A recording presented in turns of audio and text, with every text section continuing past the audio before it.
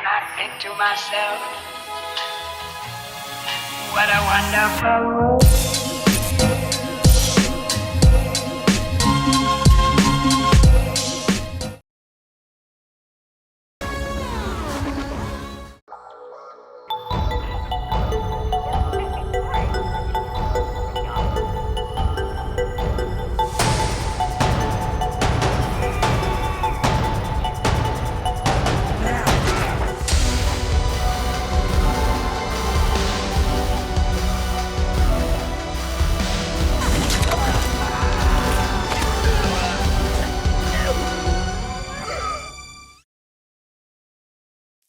Halo semuanya, selamat datang kembali di Story Film.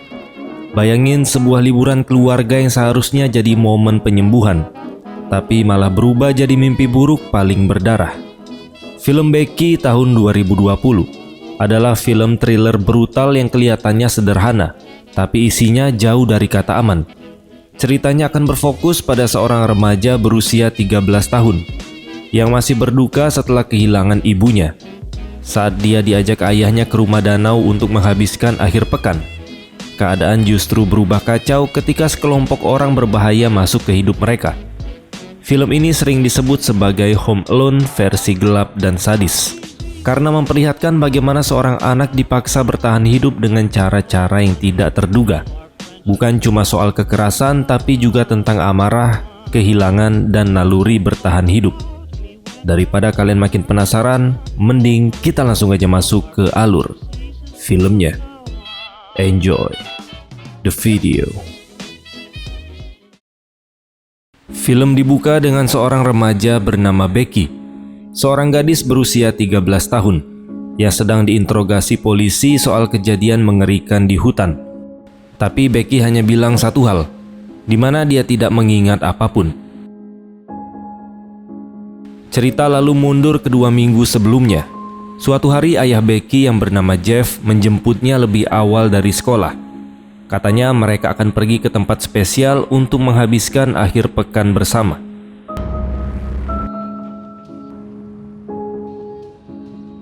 Di sisi lain kota, sebuah truk tahanan sedang memindahkan 5 narapidana. 4 diantaranya adalah satu kelompok yang dipimpin oleh pria fanatik Nazi. Dia bernama Dominic, bersama anak buahnya bernama Apex, Cole, dan Hammond. Di tengah perjalanan mereka menjalankan rencana. Apex mencekik satu tahanan lain yang bukan bagian dari kelompok mereka. Dominic lalu menyuruh sopir itu berhenti, dan dari situlah mereka berhasil kabur. Di waktu yang hampir bersamaan, Becky dan ayahnya berhenti di pom bensin. Dari TV terdengar berita soal 4 tahanan yang kabur dari truk pemindahan penjara. Becky sama sekali tidak peduli. Dia malah menyelipkan permen ke sakunya, lalu termenung melihat sebuah keluarga harmonis yang ada di toko itu.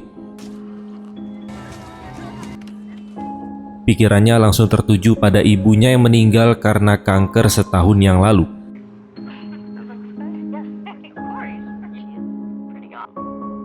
Saat perjalanan dilanjutkan, Becky mulai kesal ketika sadar mereka menuju ke rumah danau keluarga, tempat yang sangat berarti bagi mendiang ibunya. Apalagi dia tahu ayahnya dulu berniat menjual rumah itu. Namun amarah Becky mereda saat Jeff mengatakan bahwa dia berubah pikiran dan memutuskan mempertahankan rumah tersebut. Becky pun kembali ceria dan langsung menyapa anjing kesayangannya yang bernama Diego. Tapi suasana kembali tegang ketika sebuah mobil lain datang. Ternyata itu adalah Kayla, pacar baru ayahnya. Dia datang ke sana bersama putranya yang bernama Tai. Tai ya, bukan Tai. Try me, bitch. Mereka menyapa Becky dengan ramah, tapi Becky bersikap dingin dan jelas tidak senang dengan kehadiran mereka. Saat makan bersama, Becky tetap diam, hingga Jeff akhirnya membuka pembicaraan tentang beratnya setahun terakhir dan pentingnya melanjutkan hidup. Disitulah dia mengumumkan bahwa dia dan Kayla akan menikah. Mendengar hal itu, Becky pun langsung terpukul. Dengan emosi, Becky kabur ke hutan bersama Diego dan masuk ke rumah pohon lamanya. Di sana dia meluapkan semua amarah. Sampai akhirnya terdiam saat melihat lukisan buatan ibunya. Becky teringat momen ketika dia bernyanyi untuk sang ibu pada saat di rumah sakit. Sementara itu di rumah, Kayla membukakan pintu untuk seorang pria yang mengaku sedang mencari anjingnya. Pria itu tak lain adalah si Dominic, pimpinan kelompok narapidana yang kabur sebelumnya. Di hutan, Becky menemukan sebuah kunci aneh di dalam loker lamanya. Merasa itu penting, dia pun menyimpan kunci tersebut. Kembali ke rumah, Dominic mulai melontarkan komentar yang menjijikan tentang anjing mereka yang bernama Dora, karena dianggap itu adalah anjing campuran. Mendengar hal tersebut, Jeff pun tersinggung dan meminta Dominic untuk segera pergi. Tapi tiba-tiba Apex menyerangnya, lalu menuju Kayla yang bersembunyi di kamar. Atas perintah Dominic, ponsel Kayla pun dihancurkan. Tapi Apex tak sanggup membunuhnya dan menyuruhnya kabur ke hutan bersama anjingnya, yaitu si Dora. Di hutan, Kayla justru bertemu Cole dan Hammond. Saat Dora mengikuti mereka, Cole tanpa ragu menembak anjing itu sampai mati, hanya karena dia ini benci anjing. Semua itu disaksikan Becky dari tempat persembunyiannya. Dengan berani, Becky pun meninggalkan Diego di rumah pohon dan menyelinap kembali ke rumah danau. Dari kejauhan dia melihat ayahnya, Kayla, dan Ty ditahan di ruang tamu. Salah satu anak buah Dominic melaporkan bahwa mereka sudah membunuh anjing yang bernama Becky. Dominic lalu mengatakan bahwa dia hanya ingin mengambil sesuatu dan pergi. Namun Kayla yakin mereka semua akan dibunuh. Dominic mencari kotak kaleng di ruang bawah tanah, tapi isinya kosong. Di saat yang sama, Becky masuk ke rumah lewat jendela kamarnya. Tanpa disadari, tangga basement mengarah langsung ke kamar itu, dan Dominic hampir saja menangkapnya. Becky buru-buru mengambil walkie-talkie dan langsung bersembunyi. Dominic menemukan tas Becky dan langsung sadar bahwa Becky ini bukan nama anjing, melainkan anak mereka. Dia menjelaskan bahwa dirinya sedang mencari sebuah kunci dengan simbol tertentu, dan dia yakin Becky memilikinya. Saat Jeff berbohong dan bilang Becky sedang berada di Atlanta, Dominic tidak percaya. Untuk membuktikan ancamannya, Dominic pun menembak paha Kayla. Mendengar tembakan dan jeritan itu, Becky akhirnya berbicara lewat walkie-talkie. Dia menggertak, mengaku sudah sampai rumah tetangga dan menghubungi polisi. Meski Dominic tidak sepenuhnya percaya, dia yakin Becky masih berada di sekitar rumah. Dominic lalu menyeret Jeff keluar dan mengatakan bahwa hari ini Becky akan membuktikan seberapa besar dia mencintai ayahnya. Lewat walkie-talkie, Dominic mengancam akan menyiksa Jeff jika Becky tidak menyerahkan isi kotak kaleng yang dia yakini ada padanya. Dalam tekanan, Becky refleks berteriak kalau dia tidak punya kunci yang dicari Dominic. Padahal Dominic sendiri belum pernah bilang kalau isi kotak itu adalah kunci. Ucapan Becky justru memastikan satu hal, di mana dia tahu soal kunci tersebut. Untuk menunjukkan betapa seriusnya dia, Dominic pun menekan besi panas ke pipi Jeff, memaksa Becky mendengarkan jeritan ayahnya melalui walkie-talkie. Setelah itu, Dominic memberi Jeff kesempatan berbicara, dengan harapan dia akan memohon agar Becky menuruti perintah para penjahat ini. Namun yang terjadi justru sebaliknya. Jeff menyuruh Becky lari sejauh mungkin. Mendengar hal tersebut, Dominic pun langsung mencocolkan besi panas itu ke perut Jeff. Sampai akhirnya Becky menyerah dan setuju untuk mengambil kunci. Becky berlari menuju ke rumah pohonnya. Tapi sebelum dia sampai, Jeff berhasil melepaskan diri dan berlari ke hutan. Dia sempat bertemu dengan Becky dan mengatakan bahwa dia sangat mencintainya, tepat saat Dominic muncul dan menembaknya sampai tewas. Dengan dipenuhi amarah, Becky pun langsung mencocolkan kunci itu ke mata Dominic, lalu kembali kabur ke hutan. Dominic kembali ke rumah dengan bola matanya menggantung. Dia menyuruh Hammond memotongnya, tapi gunting yang dipakai itu tumpul. Karena kesal, Dominic pun akhirnya memotong matanya sendiri menggunakan pisau. Lalu dia memerintahkan anak buahnya memburu Becky yang ada di hutan. Tak lama kemudian Becky terduduk di tepi danau. Terlihat dia masih syok dan berduka atas kematian ayahnya. Dari kejauhan, Cole mendekatinya sambil mengejek melalui walkie-talkie. Becky sadar akan kehadirannya dan langsung kabur ke rumah pohon tempat Diego berada.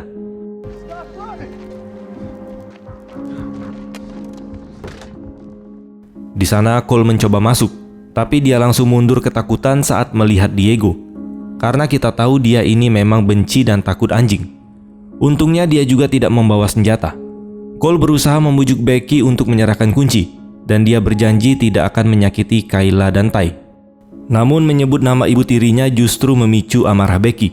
Dia teringat dengan ibu aslinya, dan makin yakin untuk tidak menyerah begitu saja. Becky pun bersiap. Dia mengambil penggaris patah sebagai senjata, keluar lewat atap rumah pohon, lalu melempar koin ke arah lain untuk mengalihkan perhatian Cole. Saat Cole lengah, Becky meluncur dengan tali Flying Fox buatannya dan langsung mencocolnya. Tanpa ragu, Becky terus mencocol Cole sampai dia tewas.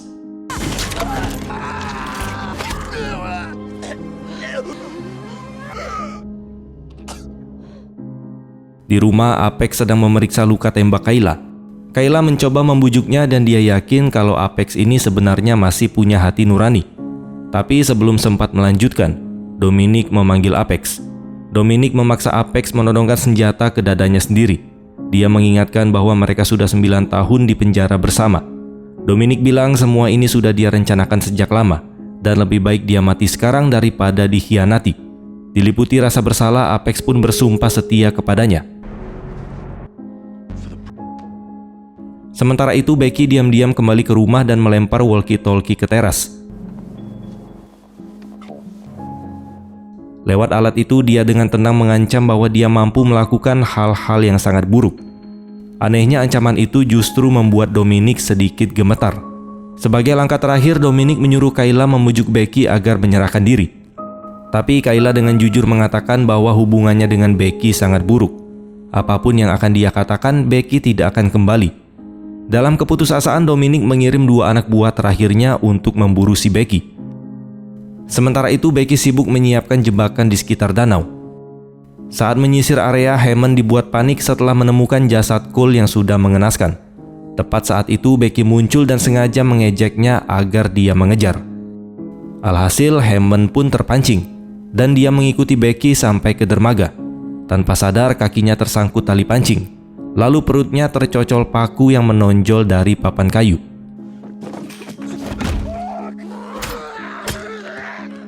Hammond sempat melawan, tapi Becky melompat ke punggungnya hingga dia terjatuh ke air.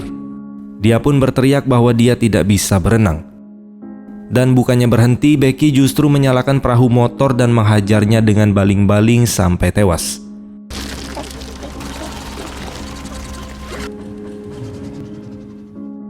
Saat kembali ke darat, Becky berhadapan dengan Apex, yang paling besar dan kuat. Diego mencoba melindunginya, tapi Apex dengan mudah menjatuhkannya. Di sana Becky panik melihat Diego yang tidak bergerak. Lalu Apex mengangkat Becky dan sempat mencekiknya, tapi kemudian dia berhenti.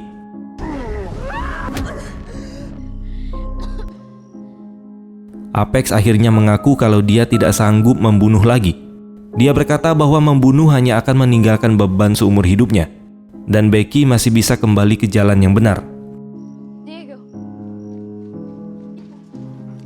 Setelah itu, Apex pun pergi begitu saja, mengabaikan si Dominic. Malam harinya, Becky kembali ke jasad ayahnya. Dia menangis, meminta maaf, lalu mengambil kunci mobil Jeff dan menuju ke rumah danau. Dari luar, Becky memberi isyarat pada Kayla dan Ty bahwa dia akan menolong mereka. Saat Dominic masuk, Kayla sengaja menarik perhatiannya agar Becky bisa kabur. Kayla menanyakan alasan Dominic melakukan semua ini. Dominic pun menjawab tanpa ragu bahwa dia adalah penganut supremasi kulit putih, dan kunci itu penting untuk memurnikan perjuangannya. Kayla menyebutnya bodoh, dan Dominic pun langsung menyerangnya. Tiba-tiba alarm mobil pun berbunyi. Dominic keluar untuk segera mengecek. Di saat yang sama, Kayla merangkak ke dapur dan membebaskan dirinya serta Ty dengan pisau. Sementara di luar, Dominic mengira Apex sudah kembali, dan saat membuka mobil, Diego langsung menyerangnya.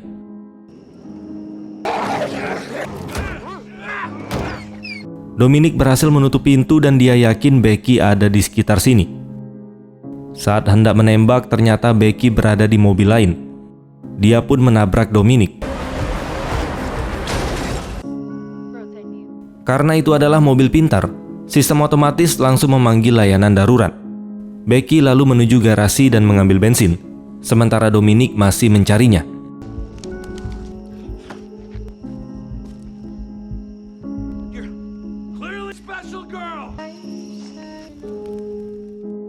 Di sana Becky mulai bernyanyi yang membuat Dominic menemukannya di dekat api unggun. Alih-alih langsung membunuhnya, Dominic memuji Becky. Dia berkata Becky ini cerdas, licik, dan kejam. Dia bahkan menawarkan untuk mengadopsinya dan mengangkatnya sebagai anak. Tapi mengingat ayahnya sudah tewas dibunuh Dominic, Becky pun menolak mentah-mentah.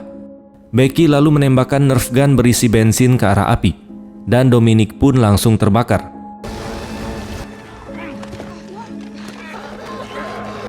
Dalam kemarahannya, Dominic merebut kunci dan menodongkan senjata ke Becky. Namun sebelum menembak, Apex muncul dan menghentikannya. Di saat Dominic gagal membujuk Apex untuk melanjutkan rencananya, dia pun akhirnya menembak Apex. Saat Dominic hendak menembak Becky, Becky pun berhasil kabur ke garasi dan menyalakan mesin pemotong rumput. Saat Apex dan Dominic berkelahi, Becky datang dan menghantam Dominic menggunakan mesin itu hingga tewas. Setelah itu Apex meminta maaf karena meninggalkan Becky sendirian. Namun tanpa ragu Becky langsung menembaknya sampai tewas. Kemudian Becky memandangi kunci itu dan bertanya-tanya mengapa benda sekecil itu begitu penting. Tak lama kemudian Kayla dan Ty menemukannya duduk di dekat gudang. Mereka menemani Becky saat suara sirine polisi terdengar. Cerita kembali ke awal film, di saat Becky diinterogasi polisi. Dia berpura-pura tidak tahu apa-apa. Seorang polisi kemudian mengatakan bahwa dia takut pada kekerasan yang bisa dilakukan gadis sekecil ini.